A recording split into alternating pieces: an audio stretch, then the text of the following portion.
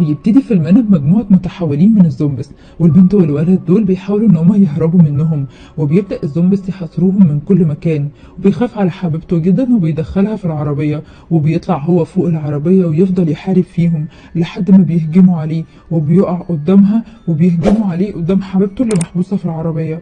وبنرجع فلاش باك قبل 24 ساعة من اللي حصل ده، وبنشوف اتنين حرامية وهم بيسرقوا شحنة جاية من الصين، وأثناء ما كانوا في الحاويات لقوا قطة وهجمت عليهم وخربشت واحد منهم كأنها متوحشة، وكملوا سرقة عادي. لكن اللي القطة خربشته بدأ يتعب وشكله يتغير، ولما صاحبه راح يطمن عليه اتحول وعضه.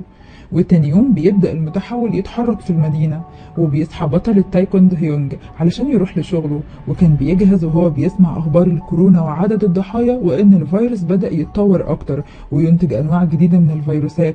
على الرغم إن الكورونا انتهت بعد اللقاح، لكن لسه سايبة أثر على الناس. وبعد ما قالوا في الأخبار كل الكلام ده، قالوا للمشاهدين ينسوا كل الكلام ده ويستمتعوا بالكريسماس ويحتفلوا، وبينزل هيونج لشغله. بعد كده بنشوف المتحول قاعد في الأرض وماسك قطعة لحمة وعمال ياكل فيها، والناس حواليه بيصوروا وعمالين يقولوا إنه مجنون. وبتيجي الشرطة وصاحب السوبر ماركت قال لهم إنه مجنون ودخل سرق قطعة لحمة من عنده وعمال ياكل فيها وهي نية. ولما الظابط جه عشان يكلمه جري منه، والشرطة بدأت إنها تطرد وتجري وراه. ومامة هيونج بتتصل بيه وبتطلب منه يجي يعيش معاها عشان الكورونا، لأنها خايفة عليه جدا والمرض خطير ولسه منتشر. لكنه طمنها، وأثناء كلامهم خبط في المتحول ووقع الفون بتاعه واتكسر. فمسكه هيون وكان زعلان جدا وقال له كسرتلي الفون. واللي لسه هيتخانق معاه شاف مين جيونج كانت بتتخانق مع ولاد في الشارع وبتحاول انها تدافع عن بنت، وكانت بتتخانق مع ولدين والولدين دول كانوا هيضربوها. فراح هيون بسرعة علشان يدافع عنها واتخانق مع الولاد وضربهم وبياخدها وبيمشي. وعلى الرغم انه دافع عنها، لكنها كان اسلوبها في الكلام جامد معاه تماما، على عكسه كان متفائل قوي فرحان بوسامته، وكلنا شايفين على وشه ابتسامة امل، ما يعرفش ان يا عيني امل هتموت بعد شوية. وبيحاول يعزمها على سهرة وإنه حاجز تذكرتين، لكنها رفضت وسابته ومشيت. وصاحبة العمارة جت وقفته وسألته انتوا ما دفعتوش الإيجار ليه من 3 شهور؟ مديرك هربان مني؟ قال لها أنا ما قبضتش أنا كمان. قالت له روح قول له إن لو ما دفعش الإيجار هيطرد. راح على مكتبه لقى مقفول، وفجأة جاله متحول وحاول إن هو يهجم عليه، لكنه بيخبطه واحدة بينيمه في الأرض. وبيطلع ده مقلب من مديره وبيصوروا فيديو، وبنلاحظ إن مديرهم بيحاول يتحرش بمين جونج، والوضع ده بيكون مضايق هيون جدا. وتاني وهي بتمنتج بياخد باله هيون إن هو بيقرب منها جدا، فبيقوم يقول للمدير إنه عاوز يعمل اجتماع حالا علشان يتناقش معاه في أمور شغل جديدة. وبنعرف إن دي شركة لصناعة محتوى لليوتيوب، وإنهم ما عندهمش محتوى محدد ولا مديرهم بيقبضهم كمان. وبعد الاجتماع هيون بياخد جيونج يتكلم معاها بره، وحاول ان هو يدربها ازاي ممكن تضرب مديرها لما يحط ايده عليها.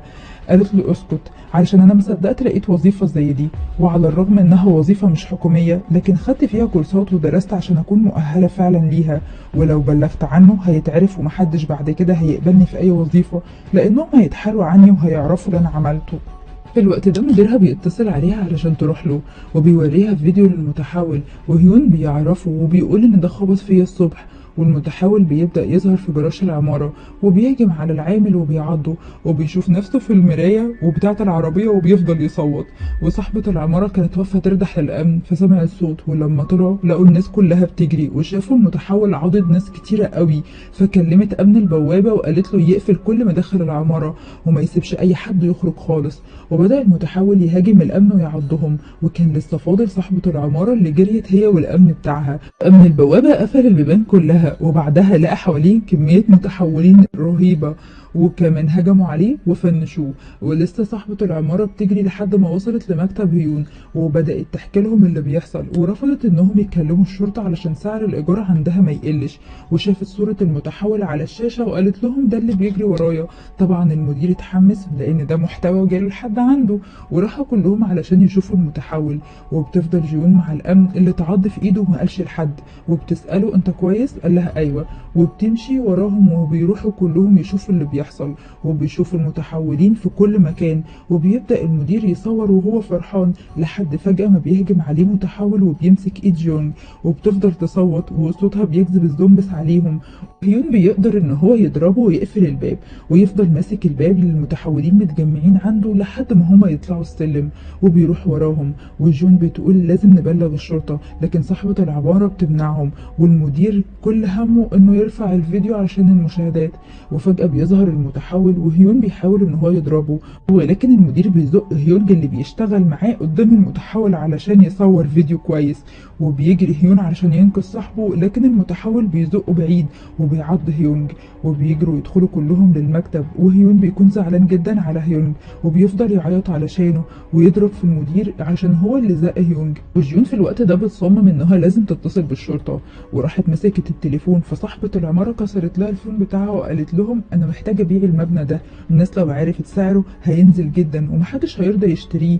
وفجأة ظهر الامن اللي كانت عض في ايده وراها وهوب عضها وخلصنا منها وخدت الشر وراحت، كانت وجع دماغنا على الفاضي. والمدير كالعادة بيصور، وبيبدأ المتحول يهجم على هيون، وهيون بيضربه، والمدير بياخد جيونج وبيطلع لبره، وكان المتحول الأولاني واقف لهم بره، والمدير بيحط جيون قدامه علشان يفادي نفسه بيها. وعلى آخر لحظة بيطلع هيون وبيشدها، والمتحول بيعض المدير. خد هيون وجري، بس كل مكان في العمارة كان فيه زومبس، وقدر جيون وهيون ان هما يروحوا المكان زي قابو كده. وجيون من كتر التعب نامت، ولما صحيت خرجت وهي بتنادي على هيون، ولقيت المدير وراها وخلاص هيعضها، وصحيت من النوم وهي بتصرخ وده كان حلم. وهيون هداها وقال لها لازم نروح للمكتب نجيب اي فول من هناك علشان نتصل بالشرطة. قالت له ازاي وكل مكان بره فيه زومبس؟ فقال لها هلاقي حل وهحميكي.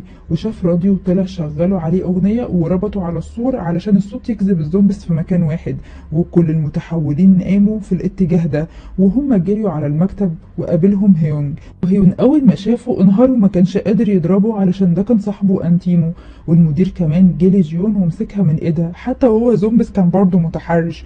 وبتفتكر جيون ازاي هيون كان بيقول لها تدرب نفسها وبيدربها، وبيقول لها تدافع عن نفسها ازاي، وعملت كده فعلا وانقذت نفسها منه.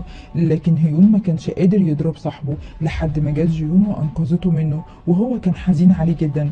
وجونج لقى تليفون واحد مكسور والتاني الباسورد، وجه المتحول اللي مفيش وراه الا هما، وبدأ يهاجمهم من تاني وهم بيضربوه ويجروا وسط الزومبس، وبيروحوا علشان يهربوا مش بيلاقوا مكان غير العربية. وهيون بيقرر يدخل جيون في العربية علشان يحميها، وبيقفل عليها ويفضل يحاربهم لوحده لحد ما بيقع في الأرض وبيهجموا عليه كلهم. وبتيجي جيون ترشهم برشاش إطفاء حريق، فبيبدأوا إن هما يبعدوا عنه، وبتاخده وبتجري وخلاص بيكونوا قدام باب الجراج، بس طبعا لازم يظهر المتحول من تاني، وبيفضلوا يضربوا في بعض لحد ما بيموتوا أخيرا.